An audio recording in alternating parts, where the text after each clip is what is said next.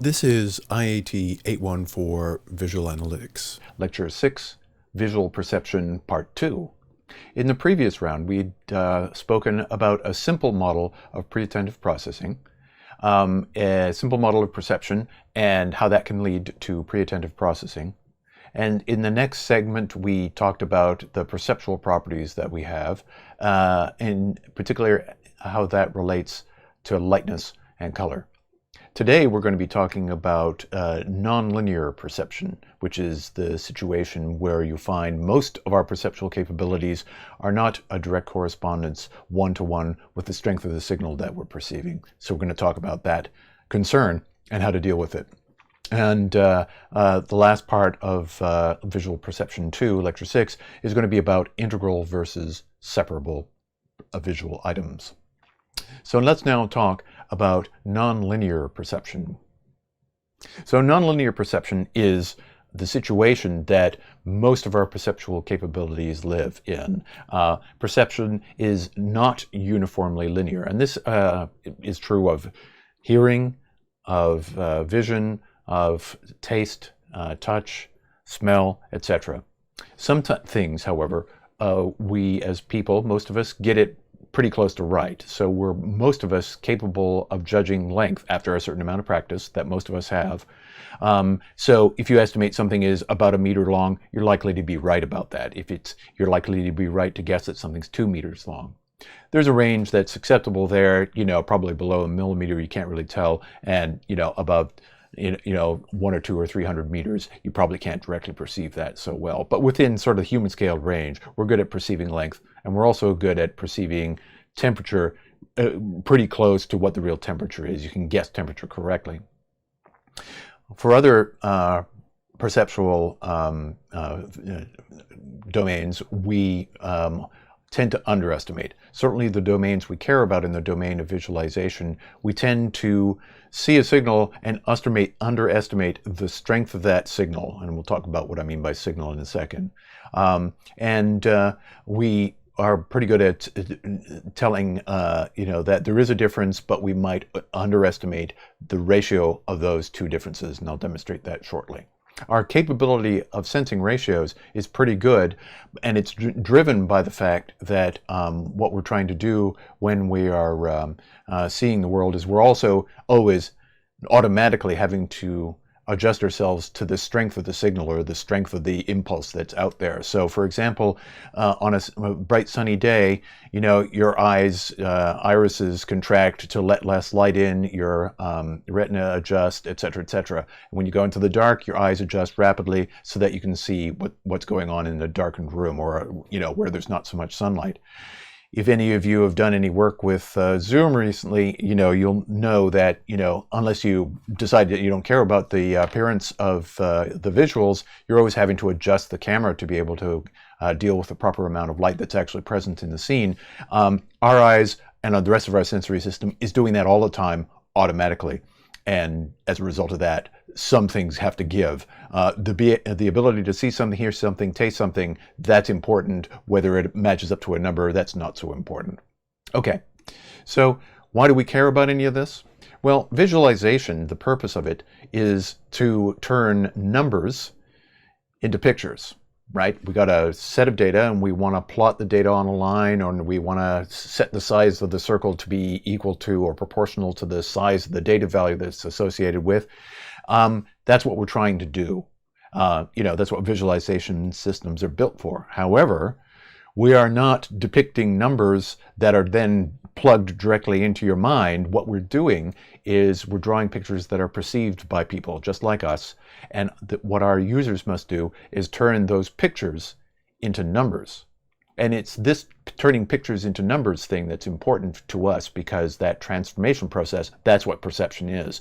And if you're not aware of the fact that, that transformation is not identical to the one you're thinking of when you turn numbers into pictures, you can find yourself get a misleading user, and that's not what you want to do. So, as an example, here's a simple little example. Take these two circles and just imagine that the area of this circle is equal to 1. And what I'd like you to do is to guess the area of this circle. How much bigger by a factor is this big circle compared to the small one, where this area of this circle is 1. Okay, now that you've spent a moment thinking about it with me not talking, let me just show you what the actual areas are. And I've rescaled, once again, the areas to 1. So that's the area of this thing is 1, and the area of this thing is actually 20. And you may have guessed probably something on the order of maybe 15, 14, up to 18. Probably you didn't guess 20 unless you looked at the slides and measured them and all that kind of good stuff. But what's going on there is our ability to estimate area tends to underestimate the size of things. Particularly if I give you a scale that I've set this size to be 1, and so therefore what's the size of this in these units? It turns out it's 20. And our ability to see that is kind of, it just has its limits. We underestimate area. So Stevens, a number of years ago in the early 1960s, was interested in this perceptual mismatch between linear functions and other functions, and he came up with what's called Stevens's power law. And the way it works is the sensation of a stimulus X, or the intensity of the attribute X, the intensity of the attribute,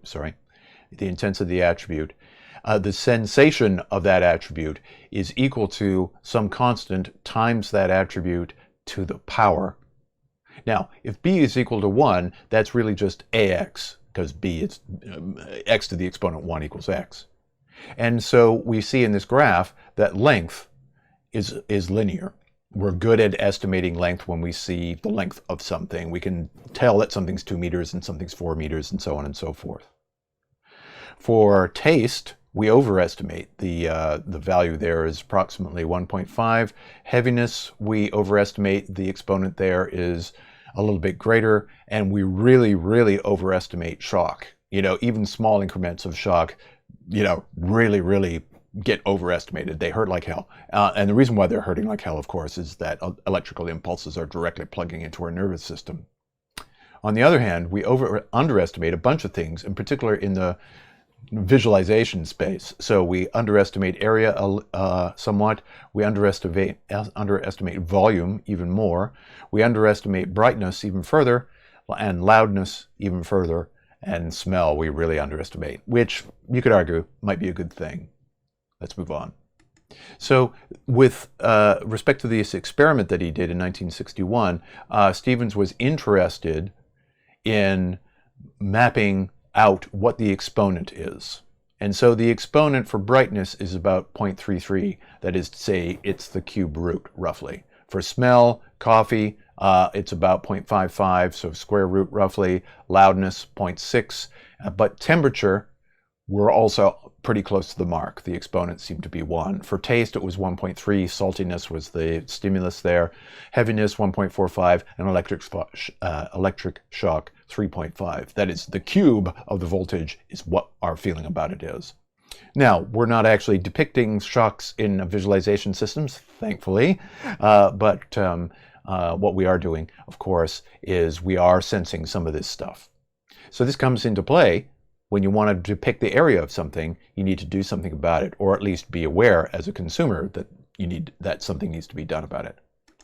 So, experimental results for B for length tended to be around 1, as we can show here, seen here, and for area somewhere between 0.6 and 0.9, for volume 0.5 to 0.8. And so the heuristic is B is roughly equal to 1 over the square root of the dimensionality, where dimensionality is 1, 2, or 3, square root of 2 for area, square root of 3 for volume.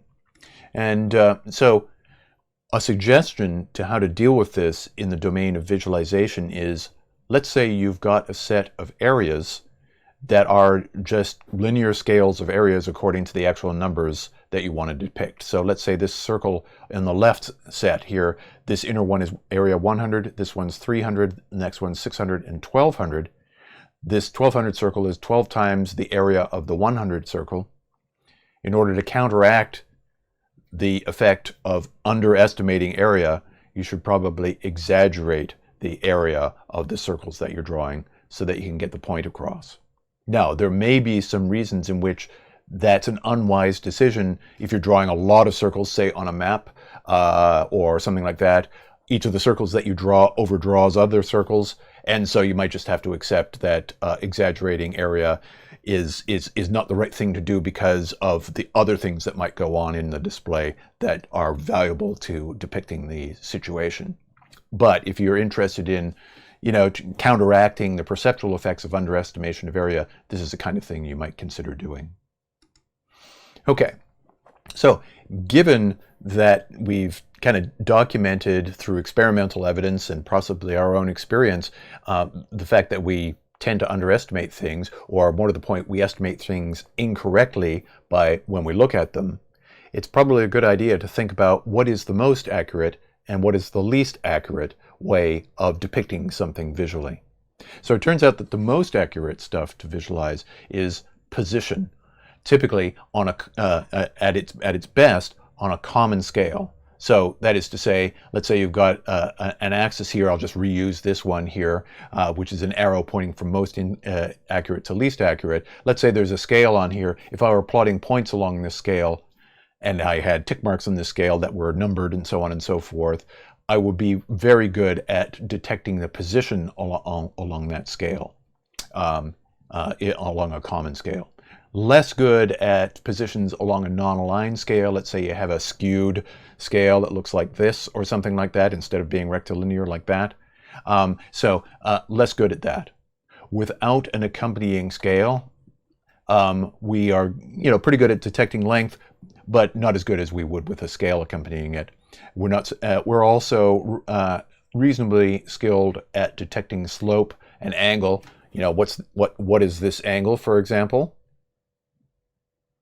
We're reasonably good, we're very good at detecting 90-degree angles. That's approximately 90 degrees, and probably 45, but less skilled at other angles and, coming up with the number of degrees that an angle is used to, unless you're practiced at visually sensing angles. But it's in the same range of perceptual capabilities as length and temperature, but, we don't use visualization to depict temperature directly. We report the numbers. Further down here on this list, of course, is area, followed by volume, and lastly, color. Now, that does not mean we can't see color. What this means is that our ability to turn color into numbers is not as good as we would desire it to be. And that's one of the big warnings from this sequence of lectures is that, color is good for some things. We have a huge amount of experience of seeing colored objects every day, but if we want to turn colors into numbers, if you're wanting your user to do that, you're asking for trouble. Okay, so let me demonstrate. Can you put these in some particular order? So here's a bunch of random swatches, orange, green, a couple of purples, magenta, cyan.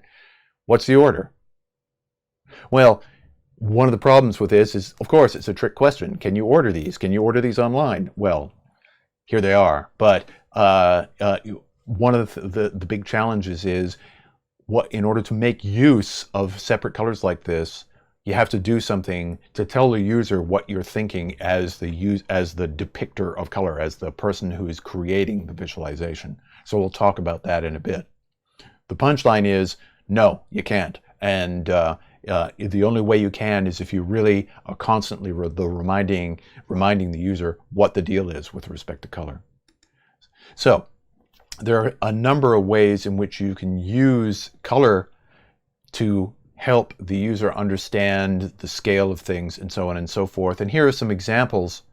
But this one here, the full spectral scale, is probably the one that is, in fact, the least useful. So over here on the left there's no hue. This is strictly white to black. You're in some sense using luminance there to depict a color value, but again, that's not necessarily going to translate well to numbers. And in these little color ramps, there's 5 values. You often see people wanting to use the full spectral scale because, people have in their mind, oh, well, there's numbers attached. I just pick off the wavelength, 400 to, 700 nanometers, translate that, add 54, and bam, Bob's your uncle, I've got a color scale that's accurate. But the problem is, our ability to sense color, as we showed in the CIE chromaticity diagram, is extraordinarily nonlinear. We're really good at seeing green and really good at seeing yellow things. But if you highlight something that just happens to fall in the yellow scale, you're putting a signal to say, look here, look at this yellow stuff. That's what your perceptual system's telling you. But what it's not doing is translating it into a number. In fact, what it's commonly doing is creating a fake feature for the user's eye to see. So one of the things that you can also do is instead is pick a kind of a family of hues and vary the lightness. Or if you needed a double-ended scale, pick 2 colors and vary the lightness / saturation. So where you do see this used is in things called a heat map. Commonly red and blue are used in order to get around the problem of a common form of color blindness, namely red-green color blindness. And so you do see red and blue used as opposite ends of a heat map. That's why it's called a heat map, red for hot, blue for cold, which in turn is a metaphor for body temperature. And here in this thing, this is a stock market map from 2007, and you can see what color is being used to do is to depict the rise or fall of the stock price for this time period, and the colors are redundantly encoding something that the little piece of text here is also saying. So this is a drop of 3%, and that's an increase of, actually, that's an increase of 3%, and this is a decline by -4%. So interestingly, the negative values are red and the positive values are blue. They've also been very careful to do one thing here, and that is to have roughly the same visual magnitude here, -4 and +4, even though the negative value goes up to 4, the positive value only goes up to 3. The reason why this thing functions reasonably well is that the redundant use of numbers helps with the perception. So you do often see color used in particularly in maps and in other types of applications in visualization. And one of the things that can be a concern, not only do we have this problem with the perception of color, we also have a problem with the reproduction of color. I have, in fact, 2 monitors on my desk here, and they're the same brand, made by the same people, possibly manufactured by different manufacturers, and their actual color performance is different. I have a favorite monitor I keep that I put most of the stuff that I do anything to do with color in, because I don't like the color reproduction on the other one. So this thing, Color Brewer, is a system put together by Cynthia Brewer, and hence the name. And what she has done has built a system that enables you to preview color ramps. So let me just go to that now. So this is a live demo now, theoretically. Please hold. I need to go there. Just one second. I need to navigate to the proper spot. There we go. And so what you can do is pick color ramps, right? So there's a red one, a blue one. And what this does is uses the counties of the southeastern United States, that's Florida down here, Georgia, Alabama, etc., and draws a color ramp from the highest value, the lightest value, down to the darkest value. And you can control the number of classes that it is going to draw. So let's just do that. Let's do 7 now. And what it does is draws these kind of color swatches, has these intervening values. It shows you a tooltip so that you can see what the color HSV, hexadecimal, et cetera, is, all the color specifications you'd want. And it does a number of other interesting things too. First, it indicates whether or not this thing is suitable for folks with who are colorblind. And so this one seems to be okay for that. It suggests whether or not this thing is photocopy friendly. There's a tooltip that's popping up here that says 7 class purple to blue is not photocopy friendly. And that's a picture of a photocopier crossed out. So if you were to photocopy it, print this thing out in color, take a photocopy of it, probably wouldn't work. You'd end up with, most of this stuff being closer to black or something like that. So it also talks about using LCDs, using printers, and other types of things. So this thing is serving two broad purposes. One is the capability of perception, and the other thing is whether it's going to be print friendly, photocopy friendly, and friendly for various displays. Back in the day when she first introduced this thing, it also talked about CRTs, but that's less of an issue. Nobody cares about CDs no more, CRTs anymore. They're too big and they take up space and they consume power, so get rid of them. So if you are going to use particular color ramps, going to this site is a great thing to do because it gives you the opportunity to test out whether your color choices are going to work. She has a whole bunch of pre-baked ones here, and she also does double-ended ones, so these are diverging colors now. So white in the middle, and then negative values and positive values. So this is a 7-spot color ramp, and the things that we're showing here are the two hues, the brownish yellowish hue and the greenish hue, and they're readily distinguishable from each other.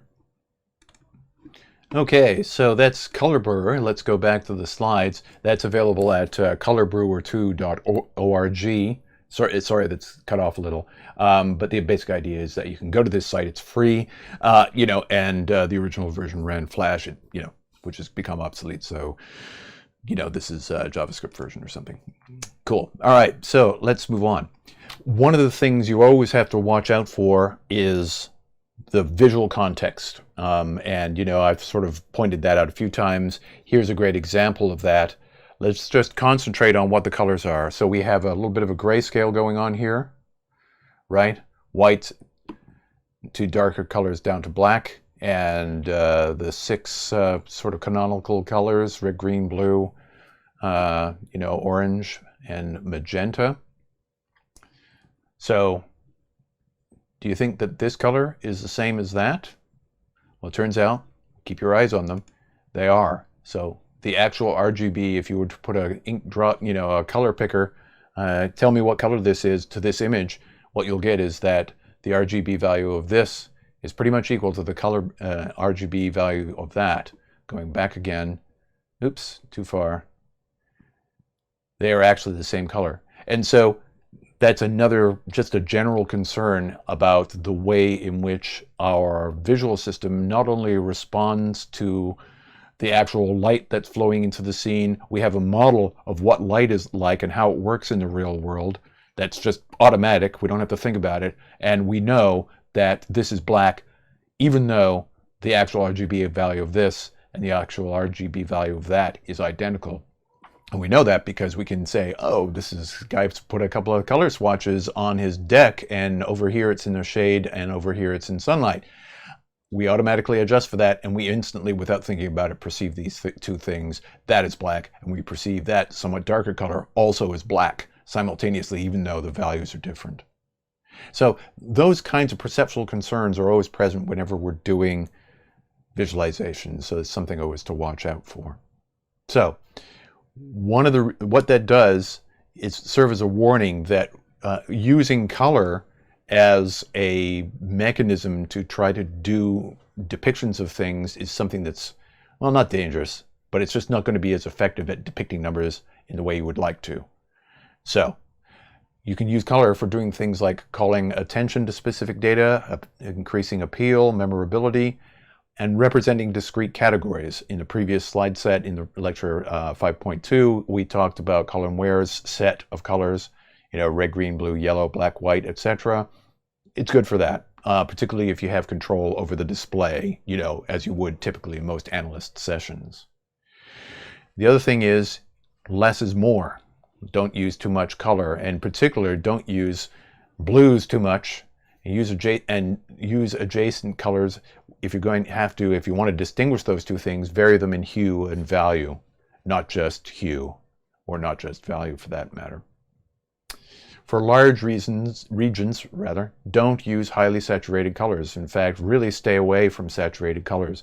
You probably know from playing with Tableau for a while that the entire color vocabulary that they have, you would label pastel. It's very, very subtle, and it's very subtle for a reason. They had a professional